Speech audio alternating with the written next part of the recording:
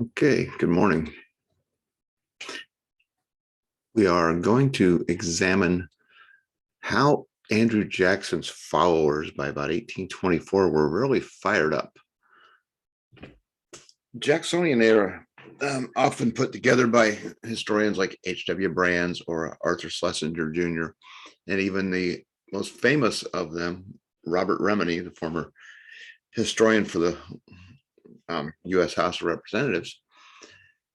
He spoke about how Jackson was different than every other politician that we have had up to this point in American history. And it really was where it's a change from Jeffersonian views, where the government that governed least governed best, to that the people should directly govern America. And it's this new political age. By the time Jackson is running for a second term, there will be a second party. From 1816 to 1824, there was only one party, the Democratic Republicans. And there was several factions based on where you lived.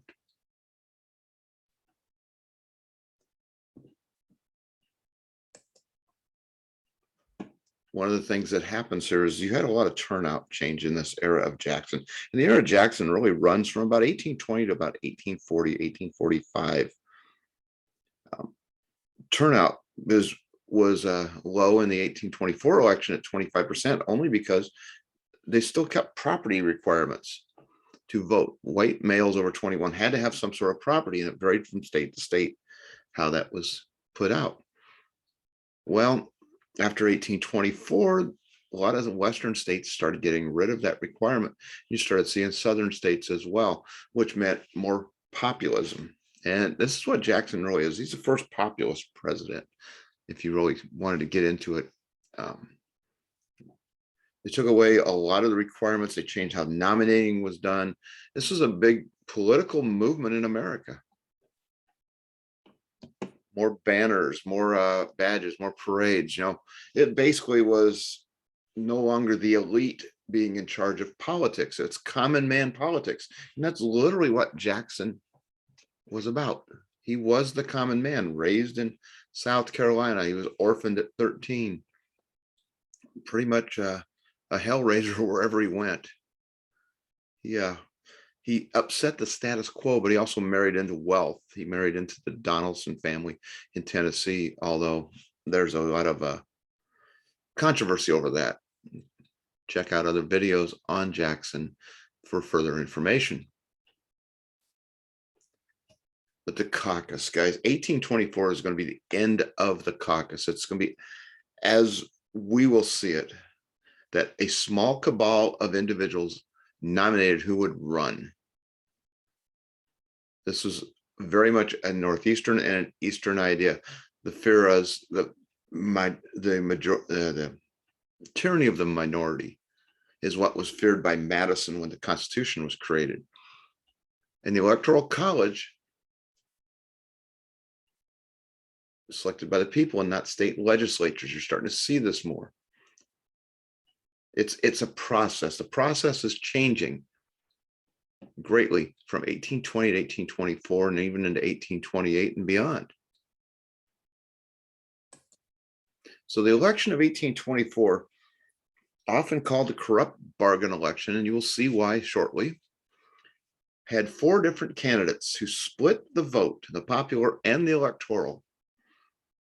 A group of congressmen nominated William Crawford of Georgia, a slave owner, a pro-slavery person who was really not a powerful human being.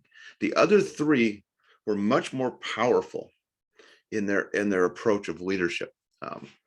We'll start with Adams. We'll start at the bottom and then work our way back up here. With John Quincy Adams, a former Secretary of State, who was from Massachusetts, the son of John Adams, the second president of the United States. And what happens with Adams is the Northeast, the old Federalist wing that adopted into this group of Northeastern Democratic Republicans, nominated Adams, very popular with the industrial side. Then there's Henry Clay of Kentucky, very popular with the Western section of the country, which included Ohio, Indiana, in the new Illinois areas and Michigan. The old Northwest Territory is what Clay was popular in. He had the American system. He had great ambitions of becoming the president.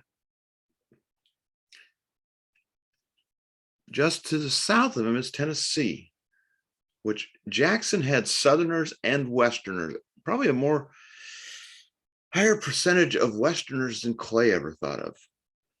And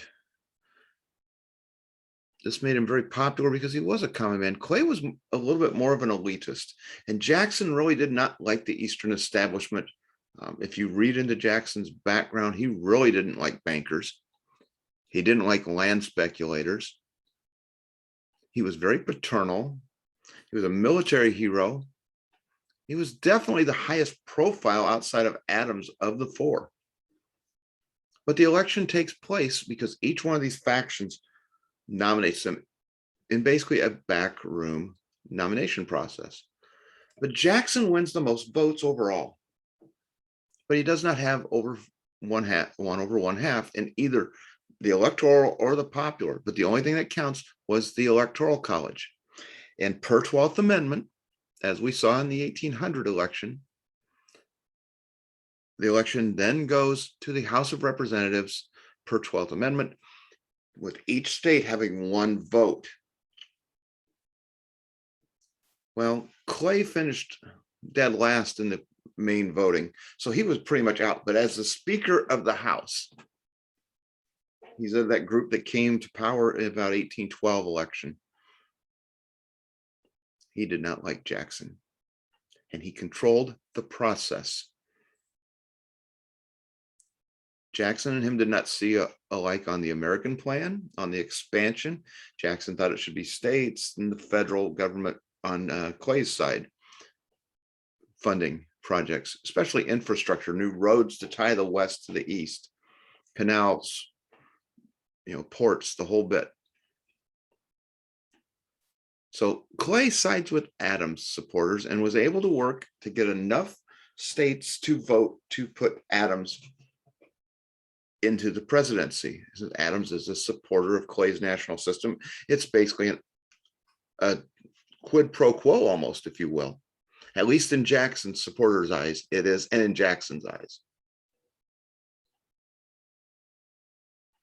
This following graph shows you Clay, Crawford, Adams, and Jackson. Jackson had a good amount, 15 electoral vote lead, but that just wasn't enough. Had Clay not run, Jackson would have probably won handily. In the popular vote, you started after this, starting to see the rise of working men's parties. You're going to see others who were voted for. But Jackson only took 41% of the vote. Adams took 30%. So obviously it's going to be a contested election. Whoever loses is not going to be happy. And in early 1825, after an individual vote of the states in the House of Representatives, Adams is elected president, and then he has to push his cabinet. The inauguration is coming up on March 4th of 1825, so they have no time to waste. Most of these folks got there by horse and buggy. It took them a while to get there. It was a several-week journey for many of these candidates. Clay already in DC.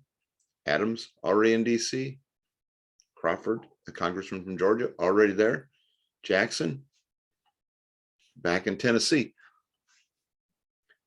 And a few days later, while filling out his cabinet, the Secretary of State's role came open and Clay is nominated for the Secretary of State, which is at that time the stepping stone to the White House.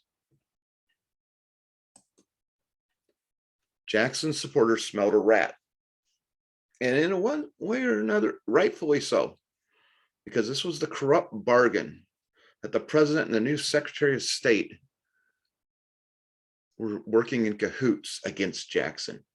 Jackson had some paranoid issues. He was quick-tempered, and he vowed vengeance, and his followers vowed vengeance in 1828. And we will see that in another video.